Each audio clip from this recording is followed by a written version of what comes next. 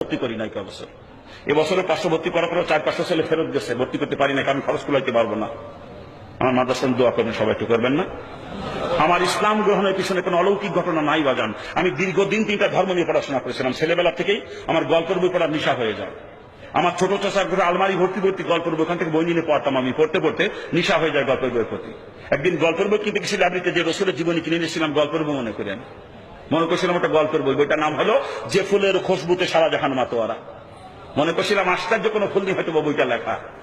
কেমন সে ফুল কোথায় পাওয়া যায় এ জানার উদ্দেশ্যে বইটা কিনছিলাম। কিনে এনে পড়ে দেখি সত্যি যে ফুল নিয়ে লেখা, সে ফুলের জন্য আসলেই সারা দুনিয়া পাগল। আর সে ফুলের মানে পেয়ারা নবী মুহাম্মদুর রাসূলুল্লাহ সাল্লাল্লাহু আলাইহি ওয়াসাল্লাম। হুজুরকে ফুলের সঙ্গে তুলনা করে, হুজুরের আকলাকে ফুলের সুঘ্রাণের সঙ্গে তুলনা করে বইয়ের নাম দিয়েছে যেই ফুলের খুশবুতে সারা জাহান মাতোয়ারা।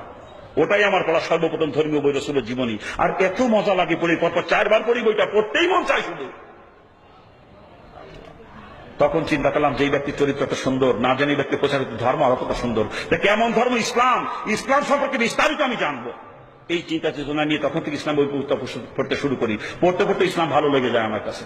তখন মনের মধ্যে চিন্তা আসে, ইসলাম সম্পর্কে জানলাম, বুঝলাম, পড়লাম, তো ইসলাম ভালো লাগলো। তোমার পৈতৃক ধর্ম যেটা হিন্দু ধর্ম, ও তো ইসলাম থেকে আরো ভালো হইতে পারে। ও সম্পর্কে জ্ঞান নাই, করে দেখিনি কোনোদিন।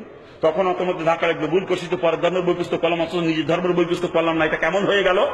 তখন মনে মনে সিদ্ধান্ত, না, নিজের ধর্মের বই পুস্তক পড়বো। এ আবার হিন্দু ধর্মের বই পুস্তক পড়তে শুরু করে দিলাম। হিন্দু ধর্মের বই কিন্তু একটা পড়তে আমি বাদ দিই নাই।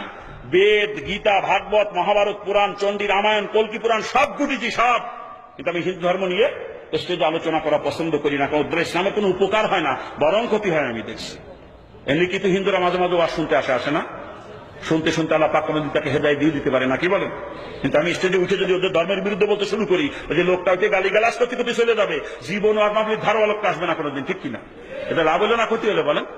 এই জন্য আমি হিন্দু ধর্মের স্টেজে আলোচনা করা পছন্দ করি না। তবে হ্যাঁ, যদি কোনো হিন্দু ভদ্রলোক আমার সঙ্গে আলোচনা করতে চান, আমি যে কোনো মুহূর্তে, তার কিন্তু কন্ডিশন একটা, উনি যদি প্রমাণ করতে পারেন হিন্দু ধর্ম সঠিক, আমি আবার হিন্দু হয়ে যাবো, কোনো আপত্তি নেই তাতে। আর যদি আমি প্রমাণ করতে পারি ইসলাম ধর্ম সত্য, তাহলে কিন্তু তোমার মুসলমান হওয়া লাগবে। এই কন্ডিশনে আপনাদের এলাকার কোন হিন্দু বাবুকে যদি বসতে চান আমার সঙ্গে, কবে বসবে, কোথায় বলবে, খালি দিন দেবেন, দিয়ে আমাকে ফোন দেবেন, চলে আসবো ইনশাল্লাহ। আপনাদের দোয়ার বরকত আমার সঙ্গে আলোচনায় বসে পর্যন্ত একজনও উঠে যেতে পারে নাই, একজনও না। আমি 90 সালে ইসলাম গ্রহণ করছি, পর্যন্ত আমার হাতে 57 জন কলমা পড়ে মুসলমান হচ্ছে আপনাদের দোয়া। সব থেকে বড় ব্যর্থতা, আমার পরিবারের থেকে আমি একজনকেও ফিরাইতে পারি নাই। আমার বাপ মা, ভাই বোন, আপনি সকলে এখনো পর্যন্ত হিন্দু, তারা আমার কথা শুনতেই রাজি না। তারা মনে করে ধ্বংস হয়ে গেছি। আসলে হেদায়েতের মালিক তো আল্লাহ। আমি তাদের হেদায়েতের জন্য এখনো চেষ্টা চালিয়ে যাচ্ছি। আপনাদের কাছে দোয়া চাই, আল্লাহ পাকের খাস করে আমার মা বাপকে দিন কবুলের তৌফিক দেন। পারতাম যদি গরিব গুরুবত তাহলে পারতাম, মাঝে মাঝে টাকা পয়সা দিলে, হাদিয়া তোফা দিলে দিল নরম। তারা তো আমার টাকার দিকে টাকা প্রস্তাবও করেন না।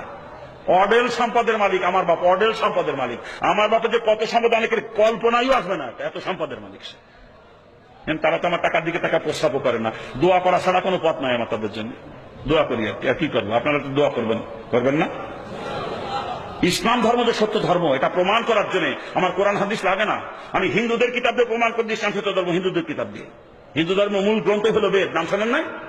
এই বেদ আবার 4 খণ্ডে বিভক্ত: ঋগ্বেদ, সামবেদ, যজুর্বেদ, অথর্ববেদ। এক অথর্ববেদের মধ্যে 28 জায়গায় আমি আখেরি নবীর আগমনের খবর পেয়েছি, যেগুলো একটার পর একটা তুলে ধরি, ওনাদের সামনে কেউ অস্বীকার করতে পারে না। আবার যে কল্কি পুরাণ নামে কিতাবটা না হিন্দুদের, এটা ধরে রাসূলের জীবনী আর কিচ্ছু না। কল্কি পুরাণে ভবিষ্যৎবাণী করেছে সর্বশেষ অবতার যিনি হবেন, তার নাম হবে কল্কি। কল্কি জন্মগ্রহণ করবে মরুভূমির দেশে, এবং সে দেশের সর্বোচ্চ বংশে তার জন্ম হবে। মাতৃগর্ভে থাকতেই কল্কি পিতাহারা হবে, জন্মের কিছুদিন পর মাকেও সে হারাবে। ছেলেবেলায় সবাই তাকে ভালোভাবে আদর করবেন, যখনই বড় হয়ে অবতার রূপে ধর্ম প্রচার করতে শুরু করবে, আত্মীয় স্বজনরাও শত্রু হয়ে যাবে। শেষ পর্যন্ত দেশে থেকে তাড়িয়ে দিবে।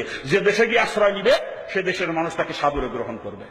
কল্কি অশ্বপৃষ্ঠে সওয়ার হয়ে তরবারি দ্বারা যুদ্ধ করবে, আর কল্কি অবতার 4 জন প্রধান অনুচর থাকবে। এই কল্কি অবতার আবির্ভাবের পরে দুনিয়ার সকল মানুষের জন্য তার প্রচারিত ধর্মই সত্য ধর্ম বলে বিবেচিত হবে। চিনতে পারছেন আপনারা? কল্কি অবতার চিনতে পারছেন?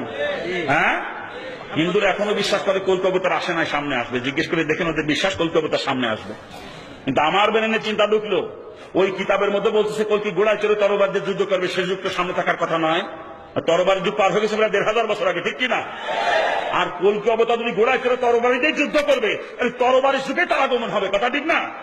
আমার মনে হয় হয়েছেও, তারা চিনতে পারে নাই কে সেই কল্কি। আমি খুঁজে বার করে ফেলাইছি কল্কি কিনা।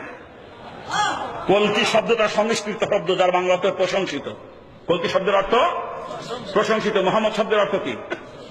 কলকি মানব প্রশংসিত, মোহাম্মদ মানব প্রশংসিত, নামে মিলে গেছে, কথা ঠিক কিনা?